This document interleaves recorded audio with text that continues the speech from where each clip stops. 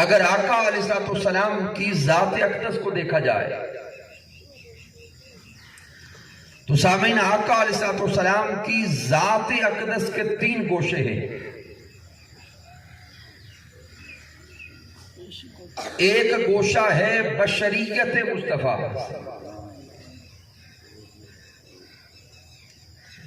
دوسرا ہے نورانیت مصطفیٰ، اور تیسرا ہے حقیقت مصطفیٰ.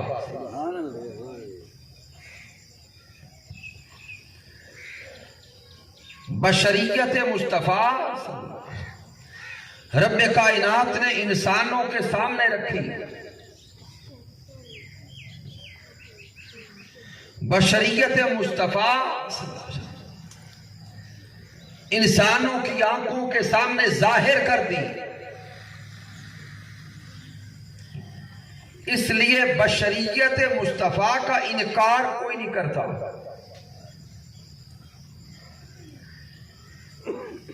آقا علیہ السلام ظاہراً بشر ہیں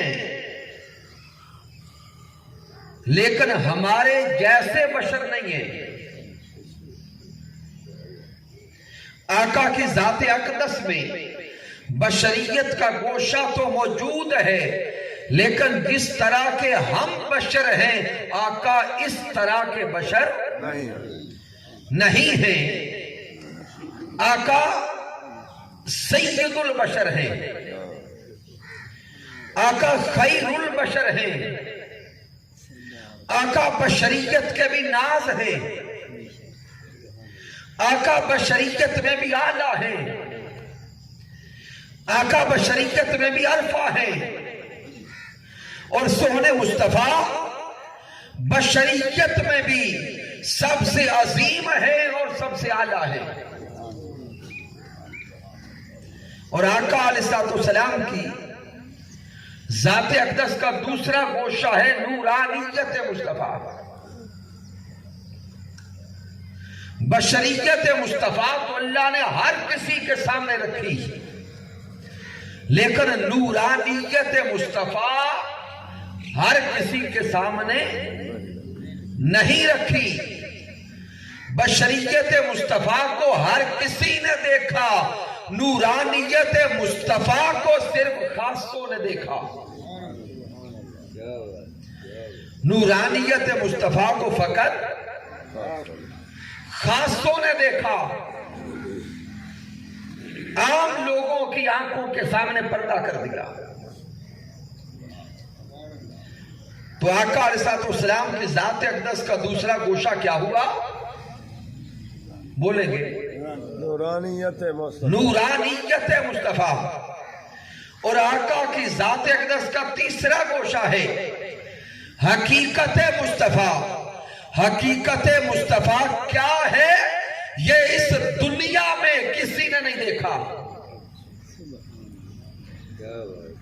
تو اب ایک راز واضح ہو گیا کہ اللہ نے محبوب کی بشریت کے جو 3 گوشے بنائے. پہلا گوشہ بشریت مصطفیٰ، اللہ نے بشریت مصطفیٰ ہر کسی کو دکھائی. دوسرا گوشہ نورانیت مصطفیٰ، نورانیت مصطفیٰ اس دنیا میں کسی کو دکھائی. تیسرا گوشہ حقیقت مصطفیٰ، حقیقت مصطفیٰ اس دنیا میں اللہ نے کسی کو نہیں دکھائی. اور حضرت ابو بکر الصدیق رضی اللہ تعالیٰ عنہ راوی ہے. میرے آقا علیہ السلام نے فرمایا یا ابا بکر لم یعرفنی حقیقتا سوا ربی او لم یعلمنی حقیقتا سوا ربی. میرے آقا نے فرمایا ہے ابو بکر الصدیق میری حقیقت کو سوائے میرے رب کے اور جانتا ہی کوئی نہیں، اور میری حقیقت کو سوائے میرے اللہ کے کوئی اور پہچانتا ہی نہیں ہے. تو سامعین موضوع کلام کے طور پر 2 آیات کریمہ تلاوت کرنے کا شرف حاصل ہوا. پہلی ہے سورۃ المائدہ آیا کریمہ نمبر 15، میرے اللہ نے فرمایا قد جاءکم من اللہ نور و کتاب مبین۔ رب کائنات نے واضح اعلان فرما دیا کہ تحقیق جاءکم آیا تمہارے پاس من اللہ اللہ کی طرف سے نور و کتاب مبین، ایک نور اور دوسری کتاب مبین۔ یہاں پہ رب کائنات نے دو چیزوں کا ذکر کیا کہ اللہ کی طرف سے تمہارے پاس دو چیزیں آئیں۔ کتنی؟ دو چیزیں آئیں، نور و کتاب مبین۔ ایک تو رب کی طرف سے نور آیا، دوسری کتاب مبین آئی۔ اب میں وقت بچاتے ہوئے آئمہ تفسیر کے حوالے دیتا ہوں۔ اب ذہن میں سوال پیدا ہوتا ہے کہ یہاں نور سے مراد کیا ہے اور کتاب مبین سے مراد کیا ہے؟ بعض کہتے ہیں کہ یہاں نور سے مراد بھی قرآن ہے اور کتاب مبین سے مراد بھی قرآن ہے، کہ تمہارے پاس اللہ کی طرف سے جو نور آیا وہ نور بھی قرآن اور کتاب مبین بھی قرآن۔ تو سامعین آئمہ تفسیر پھر اس سے بحث کرتے ہیں کہ اگر ایک قرآن ہی کا ذکر کرنا تھا تو واو عاطفہ لانے کی حاجت کیا تھی؟ اللہ نے دو چیزیں الگ الگ بیان کی، نور و کتاب مبین۔ پہلے کلمہ نور ہے، اس کے درمیان واو ہے، اس کو واو عاطفہ کہتے ہیں۔